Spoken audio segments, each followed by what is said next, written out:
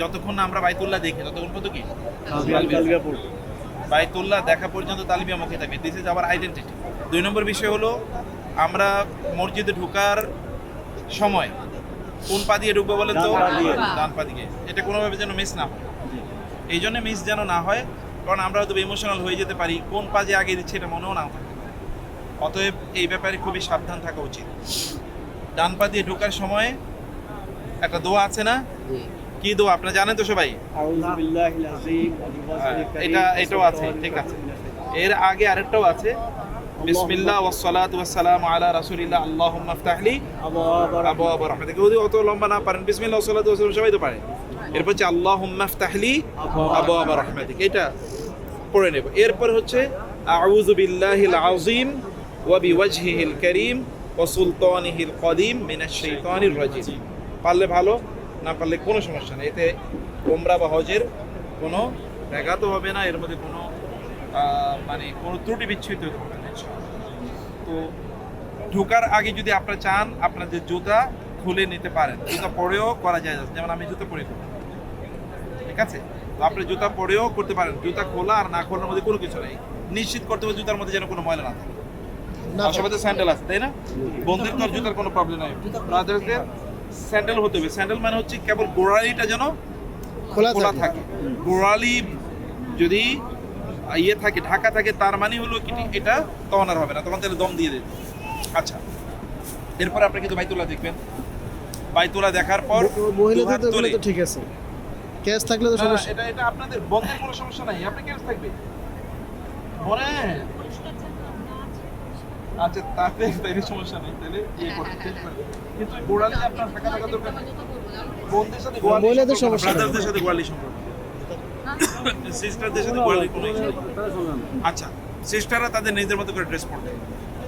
আচ্ছা, এর মধ্যে আমরা যখন বাইতুল্লাহ দেখবো, বাইতুল্লাহ দেখার পর দুহাত উঠিয়ে আল্লাহু আকবার, আল্লাহু আকবার, আল্লাহু আকবার, আল্লাহুম্মা আনতাস সালাম ওয়া মিনকাস সালাম তাবারাকতা ইয়া যাল জালাল ওয়াল ইকরাম। আপনি এটা পড়তে পারেন। This is authentically proved and narrated by Omar রাদিয়াল্লাহু তাআলা। তো তবে এটাতে কোনো সমস্যা নেই, এটা আপনারা করতে পারেন ইনশাআল্লাহ। বাইতুল্লাহ দেখতে, কারণ আমরা ভিতরে ঢোকার পরেই বাইতুল্লাহ দেখব। বাইতুল্লাহ বুঝেন তো, ওই 4 কোনাওয়ালা সেই ঘরটা, কালো ঘরটা, এটা হলো বাইতুল্লাহ। এখন চারপাশে যেটা দেখতে কিন্তু বাইতুল্লাহ না, এটা মসজিদে হারাম বলে, কিন্তু এর ভেতরেটা হলো আল্লাহর ঘর, যেটা কাবা বলি আমরা। ওকে, এরপরে যখনই আমরা বাইতুল্লাহ দেখবো তখন থেকে আমাদের তালবিয়া পড়া শেষ, তালবিয়া শেষ, ক্লিয়ার? তারপরে আমাদের তাসবিহ তাহলিল আপনাদের মতো করে আপনারা পড়বেন। তখন আমাদের মূল কনসেন্ট্রেশন থাকবে কি? বাইতুল্লাহ তাওয়াফ। তাওয়াফ আমরা শুরু করব কোন জায়গা থেকে? হাজার আসওয়াদ থেকে, অথবা হাজার আসওয়াদের কাছে চলে যাব। তার আগে আপনার ব্রাদার্সরা যারা আছেন, একটু ইয়াং যারা আছেন, আবার মানে মাহরামের ইস্যু আছে, আপনারা আমাদের বোনদেরকে চারিদিক থেকে ঘিরে রাখবেন। প্রচুর পরিমাণ লোক আছে, তো এখানে যেন পুরুষরা, অন্যান্য বেগানা পুরুষরা যেন তাদের গায়ের সাথে এসে না লেগে যায়। আমার দিন মোহাম্মদরা আছে, ওরা পেছনে থাকবে, আর আপনারা দুই দিক থেকে যাবেন। ওনারা একেবারে কর্ডন অফ থাকবে, ভিতরে থাকবে ওনারা। বুঝাইতে পারছেন জিনিসটা? ইনশাআল্লাহ। আপনারা যারা আছেন, ইয়াংরা আছেন, আপনারা একেবারে কর্ডন অফ করে ফেলবেন। ওনারা যেন ওই বৃত্তের মধ্যেই থাকে, আর আপনারা বৃত্ত থেকে বের হওয়ার চেষ্টা করবেন না বোনেরা, আর আপনারাও একা একা যাওয়ার চেষ্টা করবেন না আপাতত। তো আমাদের হাজারে আসওয়াদ থেকে কি হবে? তাওয়াফ শুরু হবে। হাজারে আসওয়াদ থেকে তাওয়াফ শুরু হবে। আমরা যেহেতু এটা ফার্স্ট টাইম না, অতএব আমরা এখানে রমলও করবো না, ইত্তেবাও করবো না, কিন্তু আপনাদের রমল এবং ইত্তেবা করা ওয়াজিব, করতে হবে। হাজারে আসওয়াদের কাছে যাওয়ার পরে আমরা কি করব? আমাদের এই ডান কাঠটা খুলে ফেলবো। ডান কাঠটা কেমনে করবেন? একজন দেখান তো দেখি, হাতের নিচ দিয়ে কাপড় খুলতে হবে। দেখান তো দেখি। আচ্ছা, আপনি আসেন, সামনে আসেন, সামনে আসেন, দেখান একটু কি। এত খোলার দরকার নেই তো। হ্যাঁ, এই যে ধরেন, আমি দেখাই দিচ্ছি। ঠিক আছে, এই আচ্ছা আমি দেখাই, ধরেন এটা ধরেন। নাভি যেন, পুরুষদের নাভি দেখা কি ফরজ? পুরুষদের নাভি দেখানো কি ফরজ না? কি হারাম? পুরুষদের নাভি দেখানো কি হারাম, এটা কবিরা গুনাহ। এবং পুরুষদের টাকনোর নিচে কাপড় থাকা কি হারাম, কবিরা গুনাহ। এই দেখেন কত সিম্পল। এই যে আমি কাপড়টা নিলাম, এই কাপড়টা নিয়ে এই যে এই দিয়ে দিচ্ছি, কোনো কোনি খুলি না, আমার শরীর কিন্তু আপনি দেখতে পাবেন। অত এটা শরীর দেখানোর কোনো ইস্যু না, একেবারে সিম্পল। এই যে ব্যাস। ডান কাটটা না, ডান কাটটা খুলে ফেলেন না। ডান, বাম না, ডান। এটা নিচ দিয়ে নেন, এ কাঠটাই তো। এবার উপরে দিয়ে আমরা ইয়ে পড়ি নাই, আপনারা চাদর পরছেন না শীতের সময়, যে চাদর পরার মতো, ব্যাস এটা উপরে দেই। এখন না, কখন? ওইখানে যাওয়ার পর, ওইখানে তাওয়াফ স্টার্টের আগে, ঠিক আগে। এরপরে পুরুষরা ওইখানে একটু রমল করা, 3 বার রমল করা ওয়াজিব। আপনারা রমল করতে পারবেন না, কারণ হাঁটারই তো। তারপর চেষ্টা করবো একটু। একটু রমল কাকে বলে? রমল কিন্তু দৌড়ানো না, রমল মানে একটু কি, এই যে আপনি যে দৌড়াচ্ছেন এরকম একটা ভাব করা, ব্যাস। ঠিক আছে, একটু একটু করবেন, ব্যাস। এটা কয়বার রমল করব? 3 বার। আর ইত্তেবা কয়বার? পুরাটা টাইম ইত্তেবা হবে। যখনই তাওয়াফ শেষ, তখনই কি ইত্তেবাও শেষ। আবার কাপড় আগের জায়গায় চলে আসবে। বোনদের যেটা ইস্যু, যারা চেহারা ঢেকে রাখেন, তারা চেহারা ওইখানে ঢেকে রাখার জন্য কোনো আলাদা নেকআপ ব্যবহার করতে পারবেন না। তাহলে কি করতে পারবেন? উপরে একটা ক্যাপের মতো, অথবা উপরে কাপড়টা এমনি ফেলে রাখলেন, শুধু কাপড়টা ফেলে রাখবেন যেন চেহারাটা না দেখা যায়, ব্যাস। এর বাইরে কোনো কিছু না। কিন্তু নেকআপ করলে জরিমানা দেওয়া লাগবে।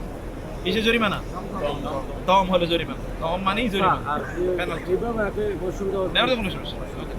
মানে মুখ যেরকম বলে, এই যে নেকআপ যেরকম বেঁধে রাখা হয়, নাক মুখ এগুলো বেঁধে রাখা, এটা করতে পারবে না। আর বাকি তো যেগুলো সেগুলো কোনো সমস্যা নেই। আচ্ছা, আমরা যখন সাই শুরু করব, হ্যাঁ এটা ফেলে রাখতে পারবো। সাই যখন শুরু করব, তাওয়াফ যখন শুরু করব, এই যে শোনেন আমার দিকে, তাওয়াফ যখন শুরু হবে তখন 1 হাত উঠবে এবং শুরু হবে বিসমিল্লাহি। কয় হাত উঠবে? না 2 হাত? 1 হাত উঠবে এবং হবে কি বিসমিল্লাহি আল্লাহু আকবার। সবারই, পুরুষরা একটু বড় করে হাত তুলবেন, বোনেরা হাত তুলবেন একটু কম করে, ঠিক আছে? পুরুষরা একটু লম্বা করে হাত তুলবেন, বিসমিল্লাহি আল্লাহু আকবার। এই যে শুরু হলো তাওয়াফ। এরপরে তাওয়াফের মধ্যখানে আপনারা যা মনে চায় তা করবেন। দোয়া, যেই দোয়া মনে আসে, either it is in Arabic or Bangla or English, Allah knows all the languages. আল্লাহর কোনো মানে ল্যাঙ্গুয়েজের কোনো ব্যারিয়ার নাই যে উনি কোনো ভাষা বোঝেন না। আপনার যেই ভাষাটাতে হৃদয়ের কি হবে, আবেগ আসবে, এক্স্যাক্টলি আপনার চোখ থেকে পানি পড়বে, আপনি মন দিয়ে কথাটা বলতে পারবেন, আপনি সেই ভাষায় কথা বলবেন। এটা আরবি, ইংরেজি, বাংলা মিলেও হতে পারে, কোনো সমস্যা নেই। যেমনি আসে এটাকে একটা ফ্রি ফ্লোর মধ্যে রেখে দেবেন। আল্লাহকে বলেন যে আল্লাহ আমি এটা তোমার কাছে চাই, কিন্তু সকল চাওয়াটা যেন দুনিয়ার চাওয়া না হয়। It should be an admixture of দুনিয়া এবং আখিরাত, সব মিলিয়ে আপনার চাইবে আল্লাহর কাছে, কিন্তু চাওয়াটা যেন দিল থেকে হয়। কারণ আল্লাহ তাআলা চেহারার দিকে তাকান না, আল্লাহ ভাষার দিকেও তাকান। আল্লাহ তাকান কিসের দিকে? দিলের দিকে তাকান। আপনার দিল থেকে উচ্চারিত আকুতিটাই আল্লাহ তাআলা শুনতে চান। এখানে ল্যাঙ্গুয়েজ অনেক ডিফিকাল্টি থাকতে পারে, ভাষায় জড়তাও থাকতে পারে। ভাষায় জড়তা থাকলেও নবী হয়ে যায়, জানা না? কে হয়েছে? মুসা আলাইহিস সালাম। ভাষায় জড়তা ছিল, মুখে কথা বলতে পারতেন না, যে আটকে যেত, কিন্তু তারপরে তিনি নবী। অর্থাৎ জড়তা নিয়ে চিন্তা করার দরকার নাই। আপনার হৃদয়ের ভাষা আল্লাহ তাআলা যেন শোনেন, এভাবে নেই আল্লাহ তাআলা বলবেন। মধ্যখানে যখন আমরা ইয়েতে আসবো, রুকনে ইয়েমেনি থেকে হাজারে আসওয়াদ, এতটুকু জায়গাটা নির্ধারিত দোয়া আছে, রব্বানা আতিনা ফিদ দুনিয়া হাসানা। এটা কিন্তু অল ইনক্লুসিভ, ওইটাই পড়বো, আর কোনো কিছু করবো না। এটা তো অল ইনক্লুসিভ, এর বাইরে কিচ্ছু নাই। আর আল্লাহ দুনিয়ায় কল্যাণ দেয়, আখিরাতে কল্যাণ দেয়, এর বাইরে কি আছে? ফলে এটা কমপ্রিহেনসিভ, এটা সব কিছু অন্তর্ভুক্ত করে। এটা বলে যাওয়া যাবে না। রুকনে ইয়েমেনিতে এসে হাতও তোলা যাবে না। রুকনে ইয়েমেনি কেবল স্পর্শ করা যাবে, চুমু দেওয়া যাবে যদি রুকনে ইয়েমেনি ধরা যায়। রুকনে ইয়েমেনি এটা এমন পাথর যে আর জান্নাত থেকে এসে এটা ধরলেও গুণাগুলো চষে যাবে। বোনেরা কোনোভাবে ধাক্কাধাক্কির মধ্যে যাওয়া জায়েজ না, এটা হারাম বোনদের জন্য। ভাইদের জন্য ধাক্কাধাক্কিতে যাওয়া নিষিদ্ধ। যদি ধাক্কাধাক্কি মানে হচ্ছে কোনো মুসলমানকে আঘাত দেওয়া, তাহলে এটা তো হারাম কাজ, এটা করাই যাবে না। হাজার আসওয়াদ চুমু দিয়ে ফরজও না, এটা ওয়াজিবে কোনো কাজ না, এটা একটা মুস্তাহাব কাজ। হাজার আসওয়াদ চুমু না দিলেও আপনার যদি হজ ফরজ কবুল হয়ে যায়, তাহলে এমনি গুনাহ মাফ হয়ে যাবে। আর যদি হজ কবুল না হয়, তাহলে হাজারে আসওয়াদের মধ্যে শুয়ে থাকলো, এটা কি আপনার গুনাহ মাফ হবে। অতএব এটা তো আবু জাহেলও তো হাজারে আসওয়াদে শুয়ে থাকতো, তাতে কি হচ্ছে? অতএব এতে কিছু না, এগুলো নিয়ে ধাক্কাধাক্কি মারামারি করে কিছু না, এখানে ইমোশন দেখানো কিছু না। ইমোশন না, এটা অবশ্যই কি আপনার শরিয়ার একটা বাউন্ডারি আছে, এটাকে মেনটেন করতে হবে। আমরা আবার যখন হাজারে আসওয়াদে আসবো, তখন 1 হাত তুলে এবার শুধু আল্লাহু আকবার শুরু করছিলাম কি দিয়ে? বিসমিল্লাহ দিয়ে। এরপরে কি? আচ্ছা, কাজের শুরুতেই তো বিসমিল্লাহ বলে নাকি? নাকি কতক্ষণ পর পরে বিসমিল্লাহ বলে? কাজের শুরুতে। তবে আমরা শুরুতে বিসমিল্লাহ আল্লাহু আকবার বলছি, এরপর আর বিসমিল্লাহ নাই, এরপরে শুধু আল্লাহু আকবার। আর এই মধ্যখানে এগেইন যত দোয়া আছে, দোয়াগুলো করবেন আপনাদের নিজেদের জন্যে চাইবেন এবং অন্য মুসলমানদের জন্য চাইবেন। যেখানে মুসলমানরা নির্যাতিত তাদের জন্য দোয়া করবেন, তাইলে এই দোয়াটা বেশি কবুল হয়। মাঝে মাঝে রাসূলের উপর দুরূদ পড়বেন, কোরআন তেলাওয়াত করতে পারেন, যে সূরাগুলো পারেন কোরআন তেলাওয়াত করেন। এছাড়াও যদি মনে করেন যে দোয়া তো সব চাওয়া হয়ে গেল, না, চাওয়া হয় না। আল্লাহ সেই দোয়াকে কবুল করেন যে এই দোয়াটা বারবার বলা হয় আল্লাহকে, যেটা কি করা হয় বারবার বলা, এটা আরবিতে বলে এলহা, মানে ইনসিস্টেন্স। ইউ আর ইনসিস্টিং আপন আল্লাহ দ্যাট হি অ্যাকসেপ্টস ইউর দোয়া। এই ইনসিস্টেন্সটা আল্লাহ পছন্দ করেন। অতএব এটাকে বারবার বলেন, 10 বার বলবেন, 20 বার বলবেন, 50 বার বলবেন, সমস্যা নাই। আর যদি মনে করেন যে না আমি তাসবিহ তাহলিল করতে পারবো, করতে পারবো, কারণ কেউ যদি তাসবিহ চায় এবং সে যদি আল্লাহর কাছে চাইতে না পারে, তাহলে তাসবিহ তাহলিলের কারণে আল্লাহ যদি আল্লাহ তাআলা তার এমনি সব দোয়া কবুল করেন। অথচ কিন্তু হি হ্যাজ নট আটার এ সিঙ্গেল ওয়ার্ড, কিন্তু আল্লাহ তাআলা দোয়া কবুল করেন। কারণ কি? আল্লাহ জিকির করেছেন। আল্লাহ জিকির করলে আল্লাহ তাআলা তখন আপনার দোয়া এমনিই কবুল করে নেবেন, দোয়া না করলে কবুল করে নেবেন। তো জিকিরও করতে পারেন, কোরআন তেলাওয়াত করতে পারেন, কিন্তু আপনার বই দেখে দেখে পড়তে গিয়ে এরপরে গোসল খাওয়ার দরকার নাই।